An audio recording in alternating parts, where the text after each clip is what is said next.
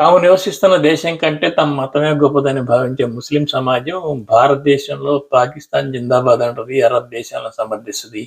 ప్రపంచవ్యాప్తంగా ఎక్కడైనా సరే ఒక సంఘటన జరిగితే ఇక్కడ ఉద్యమాలు చేస్తుంటుంది.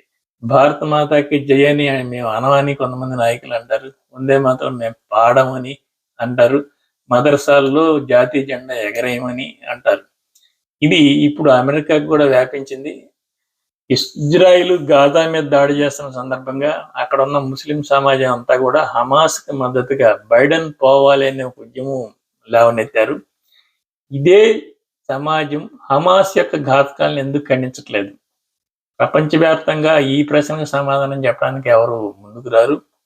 ముస్లిం సమాజంలో ఉన్న తేలిగ్గా భావోద్వేగాలకు లోనయ్యే ఒక దీన్ని ప్రతి వాళ్ళు వాడుకొని తమ రాజకీయ పబ్బం గడుపుకుంటా ఉంటారు.